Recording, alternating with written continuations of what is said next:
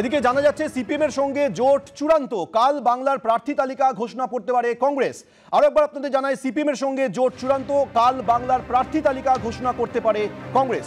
বিস্তারিত জানাবে আমাদের প্রতিনিধি উজ্জ্বল মুখোপাধ্যায়। উজ্জ্বল, দেখো, সেটা হচ্ছে যে ইতিমধ্যেই সিপিএম তাদের প্রার্থী তালিকা ঘোষণা করেছে বা বামফ্রন্ট তাদের প্রার্থী তালিকা ঘোষণা করেছে, বিজেপি তাদের প্রথম দফার প্রার্থী তালিকা তারা ঘোষণা করে দিয়েছে, তৃণমূল কংগ্রেস 42টা আসনেরই প্রার্থীদের নাম ঘোষণা করেছে, কিন্তু এখনো পর্যন্ত কংগ্রেস কোনো প্রার্থীর নাম ঘোষণা করেনি।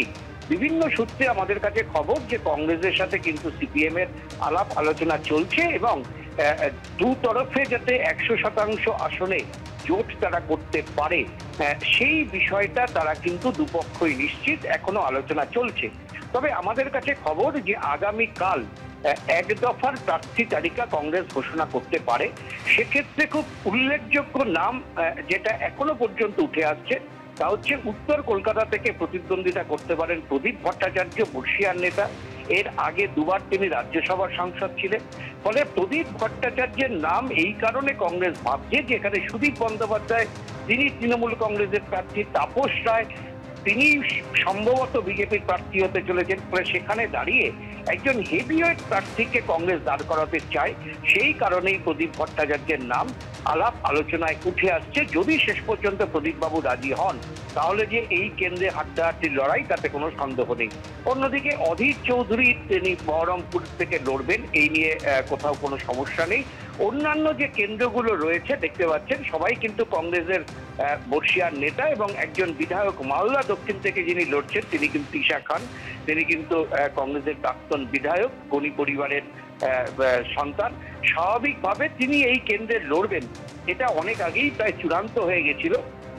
তবে শুধু এই কটা আসন না, আরো বেশ কয়েকটি আসন নিয়ে আলোচনা চলছে।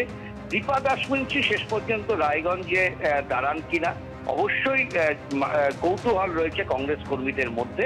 তবে সব মিলে আলাপ আলোচনা অনেকটাই এগোচ্ছে। পুরুলিয়া থেকে নেপাল মাহাতোকে লড়াই করাতে চায় কংগ্রেস, যদিও এই আসনটা নিয়ে এখনো পর্যন্ত ফরওয়ার্ড ব্লকের সঙ্গে কিন্তু কিছু জটিলতা আছে। ফরওয়ার্ড ব্লক তারা আজকে তাদের সঙ্গে যে দ্বিপাক্ষিক বৈঠক হয়েছে সেখানেও কিন্তু পুরুলিয়ার আসন তারা কোনোভাবেই ছাড়তে নারাজ। ফলে শেষ পর্যন্ত এই আসনে যদি বন্ধুত্বপূর্ণ লড়াই হয়, অর্থাৎ সেখানে ফরওয়ার্ড ব্লকের প্রার্থী থাকলো এবং কংগ্রেসের প্রার্থী থাকলো, সেটা অবাক হওয়ার কিছু নাই। যদিও শেষ মুহূর্তে এই জট কাটানোর চেষ্টা চালানো হচ্ছে বামফ্রন্টের তরফে। ফলে সব মিলে দেরি করে হলেও কংগ্রেস তাদের চূড়ান্ত প্রার্থী তালিকা ঘোষণা করবে, এবং কংগ্রেসের নিয়ম অনুযায়ী যেহেতু এআইসিসি তারা প্রার্থী তালিকা ঘোষণা করে এবং একসঙ্গে আরো কয়েকটা রাজ্যের তালিকা একসঙ্গে ঘোষণা করা হতে পারে বলে কংগ্রেস সূত্রে খবর। ধন্যবাদ উজ্জ্বল।